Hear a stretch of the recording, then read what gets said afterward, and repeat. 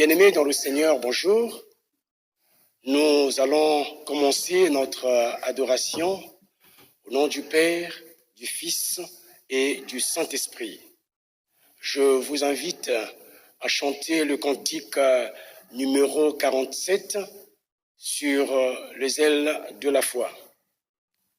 À celui qui nous a lavés, qui nous a tant aimés, par son sang nous a rachetés, soit gloire, gloire, gloire, louange à jamais. Je vous invite à la prière. Éternel notre Dieu, notre Père, nous te bénissons et te rendons grâce pour ce moment que tu nous donnes d'être en ta présence. Nous voulons, Éternel notre Dieu, te supplier, Père, de nous accorder ta bienveillance. Toi qui nous connais mieux que nous-mêmes, Éternel, nous nous approchons de toi parce que tu es notre Père. Reçois-nous favorablement, Éternel.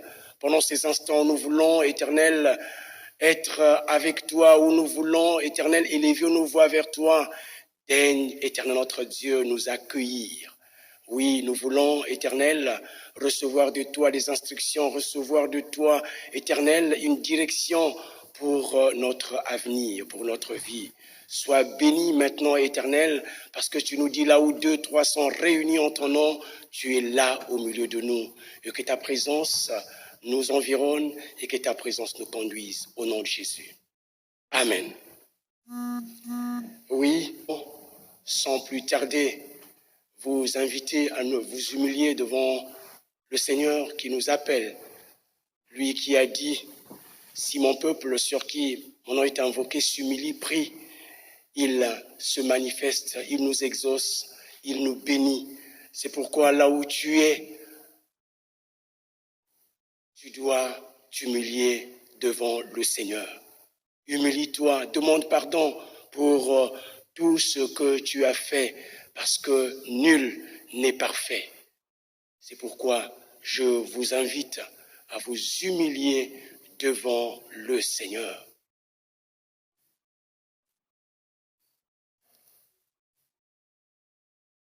Mon Dieu, plus près de toi, plus près de toi, c'est le mot de ma foi, plus près de toi.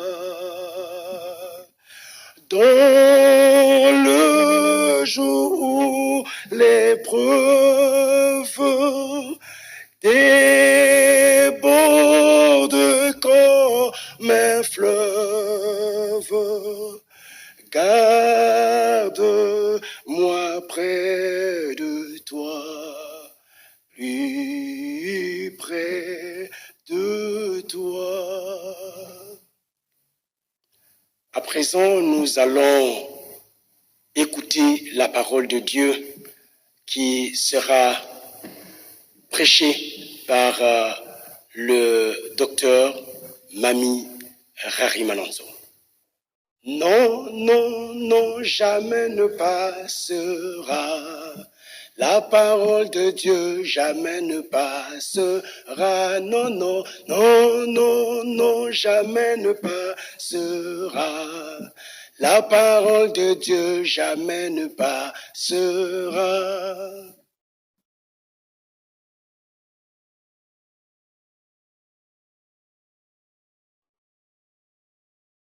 Chers frères et sœurs, bonjour et joyeuse Pâques. Nous allons lire la parole de Dieu qui sera donc la base de notre prédication, selon le guide biblique de notre Église. Luc 24, le verset 1 à 12. Luc 24, le verset 1 à 12.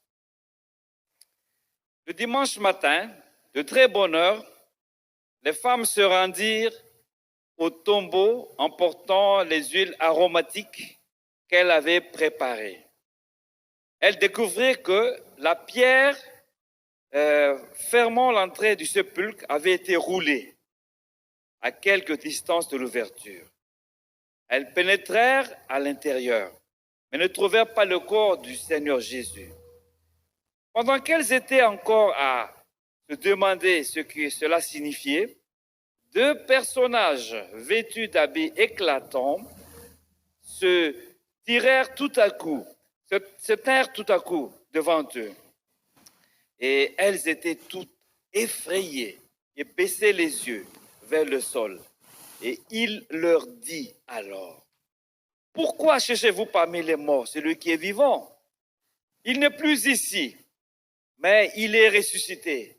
Rappelez-vous ce qu'il vous disait quand il était encore en Galilée.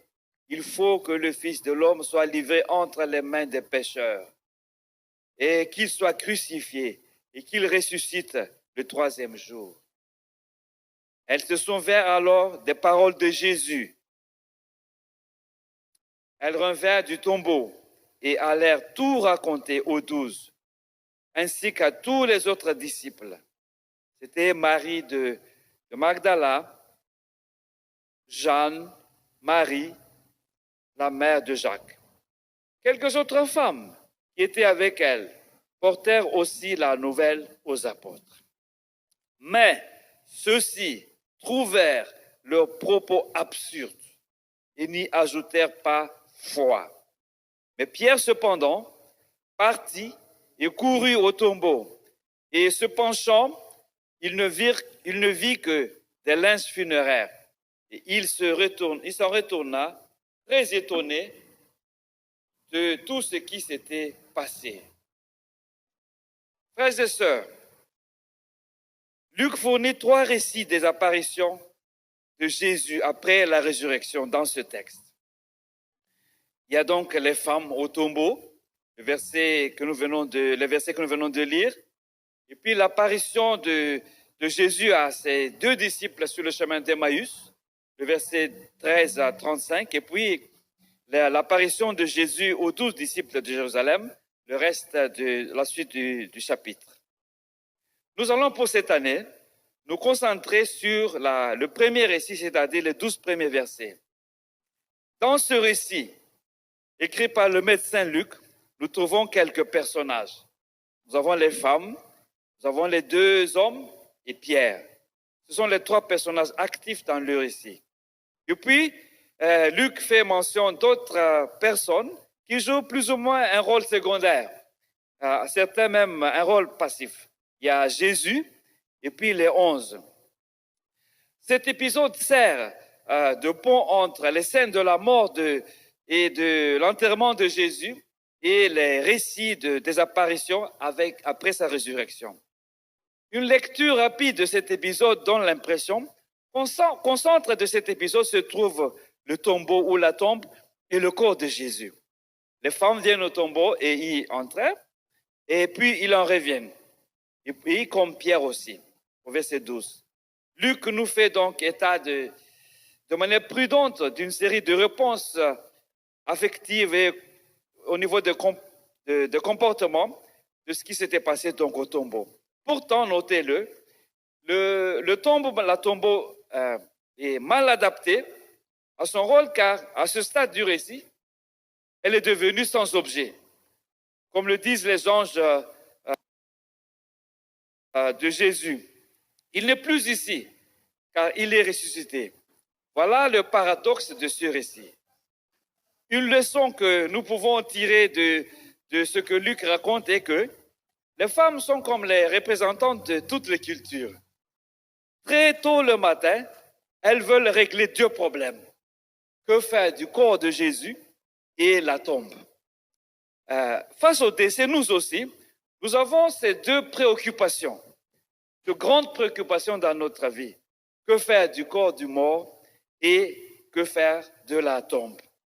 Ces préoccupations occupent tellement notre univers mental et culturel que lorsque quelqu'un nous quitte, tout le monde se mobilise avec beaucoup de ressources pour régler ces 2 soucis. Les autres choses peuvent attendre, disons-nous, mais il faut d'abord s'occuper du corps et de la tombe. Et c'était ce que Luc nous raconte à cet épisode. Dans cette prédication, je vous invite à avoir vos Bibles devant vous et nous allons faire un voyage ensemble avec les personnages de ce récit. Et ce faisant, j'espère découvrir ensemble avec vous et avec eux celui qu'ils ont cherché. Le texte que nous avons ici peut se subdiviser en deux parties. Nous avons donc le personnage principal avec les 7 premiers versets et puis la résurrection comme telle qu'elle a été vécue par les femmes et les disciples, le verset 8 et le verset 12, jusqu'au verset 12. Et pour faciliter ce voyage, nous allons explorer cette partie avec 5 balises. Chacune commence par la lettre P. Ceci pour faciliter un peu de suivre le récit et verset par verset. Parlons d'abord des personnages principaux, le verset 1 à 7. Nous avons le premier P, c'est le personnage. Deuxième P, c'est l'épreuve. Troisième P, c'est leur attitude de perplexité. Et le problème, le quatrième P, pourquoi cherchez-vous? Et puis les promesses qui étaient accomplies au verset 6 et 7. D'abord le personnage, au verset 1. Le dimanche matin, très tôt, les femmes se rendirent au tombeau et emportant des huiles aromatiques qu'elles avaient préparées. Les évangiles nous parlent des rites et coutumes sur l'entretien d'un mort. Dans l'Ancien Orient, on utilisait des épices spéciales, ayant servi pour l'enterrement à base de 2 ingrédients, la myrrhe et l'aloès. La myrrhe, c'est une gomme parfumée.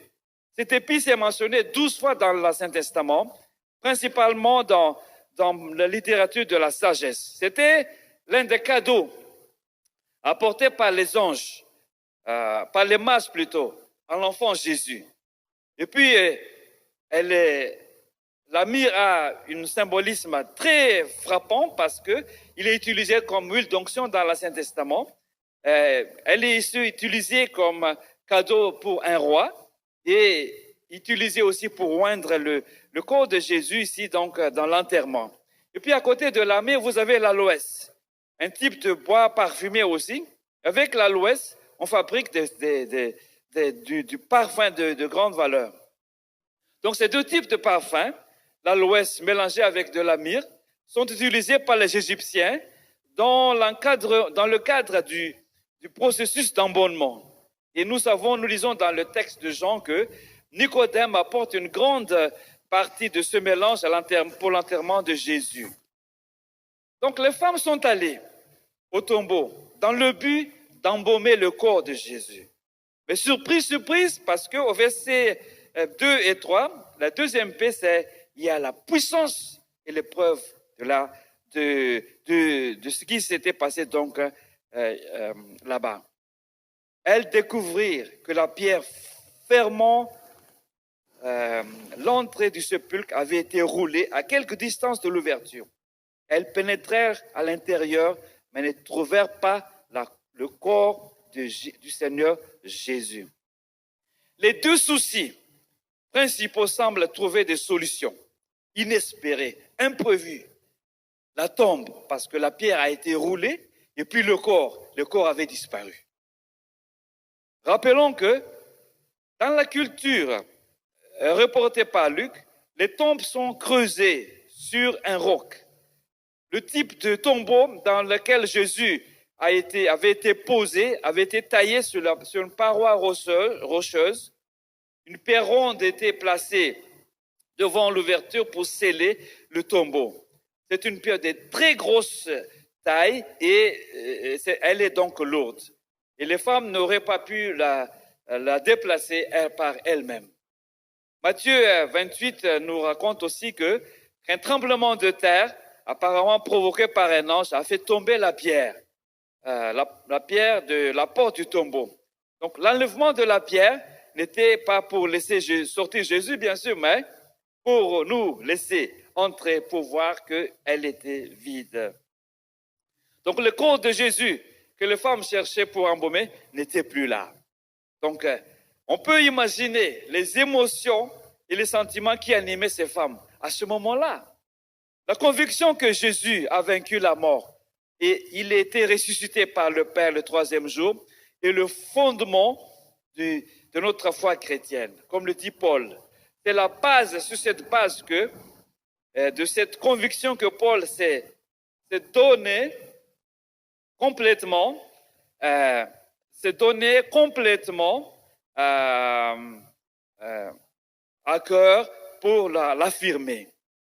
La preuve de la résurrection de Jésus repose donc sur le tombeau vide. Et puis les réactions des femmes, au verset 4, elles étaient perplexes, confuses. Quelqu'un a-t-il volé le corps de Jésus? Et puis viennent les deux personnages. Au milieu de leur perplexité, ils ont vu deux hommes vêtus de robes éblouissantes, ce qui suggère donc de la nature mystérieuse de ce qui s'était passé. Et en présence de ces deux hommes, les deux hommes suggèrent donc que le principe de témoignage multiple est généralement important dans la Bible. Et puis, ce n'est pas tout. Il y a le problème.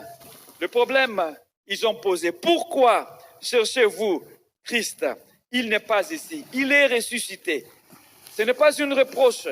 La question soulevée par les femmes font ces actions dans leur grande ignorance aveugle. La question met l'accent sur la pensée même de ces femmes. Voilà.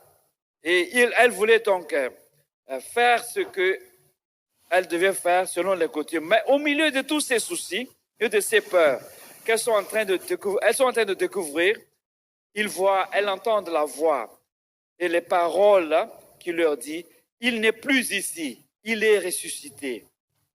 Les femmes avaient donc des épices pour le corps, mais elles ne serviraient plus à rien. L'un des faits étranges est que aucun évangéliste ne fait jamais mention de ce qu'est advenu de ces épices sur lesquelles tant de soins et d'amour ont été dispensés. Ces épices, ces parfums, mais pour lesquels les femmes sont venues vers la tombe. Luc a donc attire l'attention sur la peur ressentie par ces femmes lorsqu'elles ont trouvé le tombeau vide et ils ont rencontré des hommes mystérieux qui les ont confrontés parce qu'habillés de robes éblouissantes. Mais ces hommes ont dit quelque chose qui avait bouleversé leur entendement parce qu'ils ont dit qu'il n'est plus ici. Rappelez-vous ce qu'ils disaient lorsqu'ils étaient en Galilée. Il faut que le Fils de l'homme soit livré entre les mains des pécheurs, qu'il soit crucifié et qu'il ressuscite le troisième jour. Au problème de la disparition du corps de Jésus, les messagers de Dieu ont dit aux femmes avec force, « Il n'est plus ici, il est ressuscité ». Voilà le message de Pâques, un des piliers sur lequel repose la foi chrétienne. La résurrection de Jésus et l'aboutissement de toute une série d'événements importants n'est pas négligé. D'où le rappel de ces fondements fondateurs, de ces événements fondateurs de notre foi. Le Nouveau Testament nous enseigne que la mort de Jésus, la croix, sont des événements fondements. Car c'est sur la croix que Jésus nous avait dit, tout est accompli. Le terme utilisé dans la Bible pour dire tout est accompli renvoie à un vocabulaire appartenant au domaine des transactions commerciales. Lorsque une dette a été contractée et que la dette a été payée, on dit tout a été payé, tout est accompli. Sur le plan spirituel, nous savons que le péché est une dette et le salaire du péché est la mort. Mais Jésus a tout payé notre dette. Nous n'avons plus aucune peur de condamnation. Jésus était mort sur la croix pour nous. Certes, nous sommes des pécheurs, mais Jésus affirme avec force que ma dette a été payée totalement. Tu es racheté, pardonné et justifié. Voilà pourquoi les chrétiens qui ont compris cette dimension spirituelle de la puissance de la mort de Jésus célèbrent la Sainte Seine avec reconnaissance et action de grâce. Ils joignent leur louange à celle de tous les rachetés pour adorer celui qui nous aime et qui nous a rachetés. Revenons aux femmes face au message de la mort et de la résurrection de Jésus. Malgré leur perplexité évidente, le dessein de Dieu s'est déroulé comme prévu. Leur souvenir les a aidés à se rappeler que le Seigneur les avait préparés à l'avance pour le ministère d'aller en Galilée. Parlons maintenant des restes du verset, versets 8 à 12, qui nous parle de la résurrection comme telle. Eh bien, les disciples, les femmes plutôt, sont revenues après le rappel. Elles se souvinrent, verset 8, alors des paroles du Seigneur. Le souvenir, chers amis, est une bonne chose. Le rappel des choses et nous aide souvent dans des moments difficiles. Il y a une sorte d'oubli qui n'est pas bon. L'oubli est humain, mais nous avons nos limites, mais il y a des choses qu'on n'oublie pas, comme ici. Ici, les femmes se souviennent des paroles de Jésus. Et la suite, ils sont revenus. Au verset 9 au verset 10. Le retour, c'est retourner la page. Ils ont fait volte-face. Elles prennent toute une autre direction. Ces femmes mentionnées sont par leur nom ici. Qu'est-ce qu'elles ont vu? Qu'est-ce qu'elles ont entendu? Ils ont vu le tombeau vide. Qu'est-ce qu'ils ont entendu? Elles ont entendu, pourquoi cherchez-vous parmi les morts celui qui est vivant? Il n'est plus ici, il est ressuscité. Ces femmes sont les premiers témoins de la résurrection. Ces messagères de la bonne nouvelle, ressuscités sont mentionnés même par leur nom ici. Ils ne restent plus dans l'anonymat. Mais lorsqu'elles sont revenues pour parler de Jésus, nous avons au verset 11 le rejet de leur message. Malheureusement, le message de la résurrection a d'abord été accueilli avec incrédulité par les apôtres. On peut se demander pourquoi l'incrédulité. Ça peut s'expliquer de deux manières. La première, peut-être parce que la situation intérieure des femmes disciples se répète dans le cas de leur homologue masculin. Peut-être parce qu'elles étaient femmes. Peut-être que dans cette culture, le témoignage des femmes ne pèse pas et les femmes ne témoignent pas non plus devant les tribunaux. Et de plus, pour les disciples, leur espoir messianique était brisé complètement avec la mort de Jésus. Mais Luc nous dit ici que la crédibilité de le témoignage de ces femmes quand même semble avoir été assurée car ils ont fait un rapport complet. Elles ont donné un rapport complet par leur témoignage à ses disciples. D'où Pierre, qui veut voir la réalité, au verset 12, il est écrit, Pierre courut au tombeau, il regarde dedans et il s'en retourna très étonné de ce qui s'était passé. Le geste de Pierre montre la volonté de confrontation. Il est animé de sentiments de confusion, de déception face à la mort de Jésus et peut-être d'un sentiment de doute face au témoignage des femmes. Alors, il reprend les gestes que les femmes ont fait auparavant. Direction le tombeau. Il partit, il courut. Voilà un adulte comme Pierre. Courir, c'est un geste inhabituel dans cette culture. On court pour les choses importantes. Ce sont les enfants qui courent. On oublie son statut et on s'oublie. Il a vu, le corps n'est plus là, et aussi les linges funéraires étaient là. Il revient très étonné. Dans l'étonnement, il y a des questions en suspens et sans réponse. Nous aussi, chers frères et sœurs, à ce moment de Pâques, Dieu nous appelle à travers ce récit, à faire une réflexion, à revenir sur les choses les plus importantes. La preuve de la résurrection de Jésus repose sur 5 grandes convictions dans la foi chrétienne. 1. Le tombeau vide. 2. Les vêtements funéraires de Jésus étaient intacts. 3. Jésus était apparu et vu par plusieurs personnes après sa crucifixion.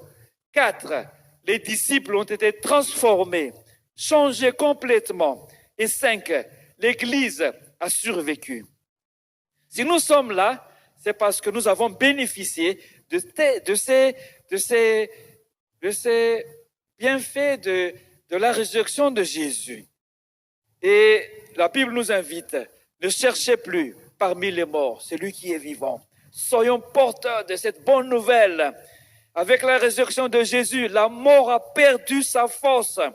Nous avons la vie éternelle. Certes, nous allons mourir, mais la mort devient la porte de l'éternité, l'aboutissement de notre voyage. Le Christ est ressuscité, il est vivant et il est avec nous. Que le Seigneur vous bénisse. Amen. Nous venons d'écouter la parole de Dieu et à présent, je vous invite à la prière. Éternel notre Dieu, nous venons d'écouter ta parole. Que celle-ci continue à crier en nous de pouvoir toujours confesser notre foi, de continuer, Seigneur, à te témoigner et de continuer à croire que tu es toujours là au cœur de nos vies. Le monde entier est plongé, tu le sais, mais nous avons foi éternelle que tu as le contrôle de toutes choses. Parce que tu as dit dans ta parole que je suis avec vous tous les jours et jusqu'à la fin du monde. Oui, nous avons la certitude éternelle que tu es là dans nos vies, dans toutes nos situations. Tu es là et que ta main, éternel notre Dieu, sera toujours là pour nous donner la force de marcher et de croire. Béni sois-tu, loué sois-tu au nom de Jésus. Amen.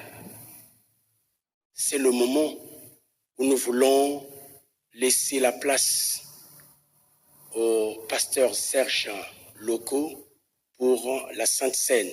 Mais avant, je voudrais vous inviter, à vous qui êtes à la maison, de préparer vos éléments, notamment le pain et le vin, pour que vous agissiez ensemble avec le célébrant.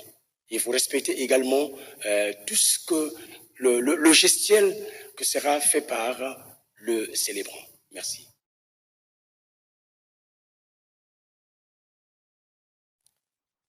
Il est vraiment digne et juste, c'est notre joie et notre salut de te rendre grâce en tout temps et en tout lieu, Dieu Tout-Puissant, Père éternel, par Jésus-Christ notre Seigneur, pour la gloire de ta création et pour ton nom rédempteur.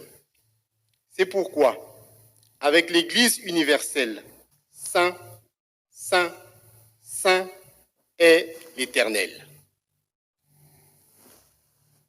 Écoutons, mes bien-aimés, de quelle manière le Seigneur a institué la Sainte Seine. Pendant qu'il mangeait, Jésus prit le pain et après avoir rendu grâce, il le rompit et le leur donna en disant : « Prenez, ceci est mon corps. » Il prit ensuite la coupe et après avoir rendu grâce, il leur donna et ils en burent tous. Et il leur dit : « Ceci est mon sang, le sang de l'alliance qui est répandu pour plusieurs. Je vous le dis en vérité, je ne boirai plus jamais du fruit de la vigne jusqu'au jour où je le boirai de nouveau dans le royaume de Dieu. » Je vous invite à prier. Père saint et juste, en commémorant ici le sacrifice unique et parfait offert une fois pour toutes sur la croix par notre Seigneur Jésus-Christ, dans la joie de sa résurrection et l'attente de sa venue, nous nous offrons nous-mêmes à toi en sacrifice vivant et saint. Toi qui connais les cœurs, purifie-nous et renouvelle en nous ton pardon et ta grâce. Fais-nous vivre de la vie du ressuscité, qu'il demeure en nous et nous en lui. Envoie sur nous ton Saint-Esprit pour qu'en recevant ce pain et cette coupe, il nous soit donné de communier au corps et au sang de notre Seigneur Jésus-Christ. Car c'est par lui que tu crées, que tu sanctifies, que tu vivifies, que tu bénis et que tu nous donnes tous les biens. Viens, Seigneur Jésus. Notre Père qui es aux cieux, que ton nom soit sanctifié, que ton règne vienne, que ta volonté soit faite sur la terre comme au ciel. Donne-nous aujourd'hui notre pain quotidien. Pardonne-nous nos offenses, comme nous pardonnons aussi à ceux qui nous ont offensés. Et ne nous laisse pas entrer en tentation, mais délivre-nous du mal, car c'est à toi qu'appartiennent le règne, la puissance et la gloire au siècle des siècles. Amen.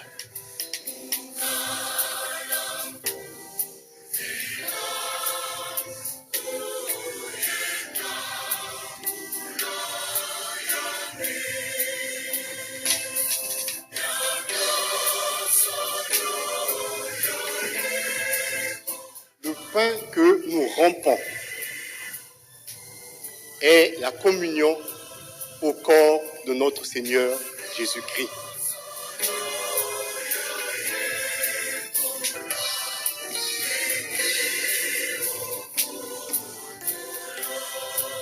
La coupe de bénédiction pour laquelle nous rendons grâce est la communion au sang de notre Seigneur Jésus-Christ.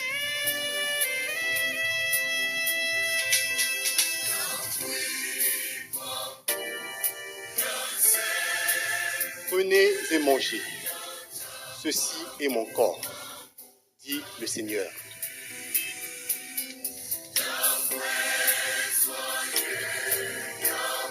Prenez et buvez. Ceci est mon sang, le sang de la nouvelle alliance versée pour tous, dit le Seigneur.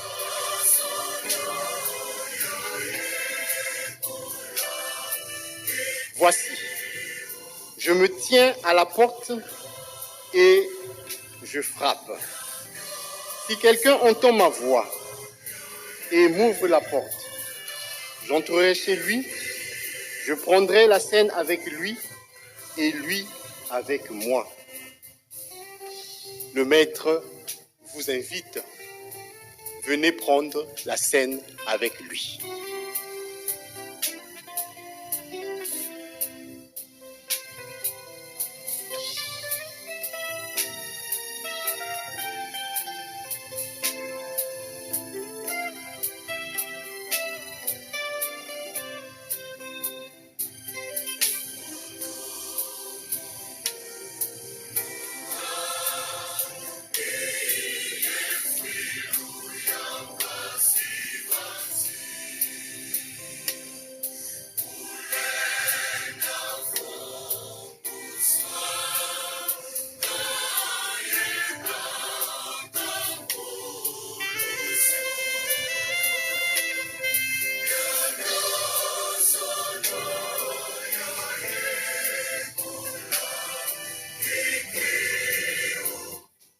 Rendons grâce à notre Dieu. Dieu notre Père en Jésus-Christ, toi qui nous aimes, toi qui nous as donné ton Fils Jésus-Christ mourir à la croix pour nous, nous te bénissons. Nous te rendons grâce pour ton amour, pour ta bonté, pour ta grande miséricorde à notre égard. Seigneur Jésus, merci pour l'œuvre que tu as accomplie à la croix pour notre salut. Merci pour ton sang que tu as versé afin que notre péché soit expié Merci pour la vie éternelle que nous avons en toi. Merci pour ta présence à nos côtés. Merci pour cette communion avec toi. Que ton nom soit béni. Merci pour tout, au nom de Jésus. Amen.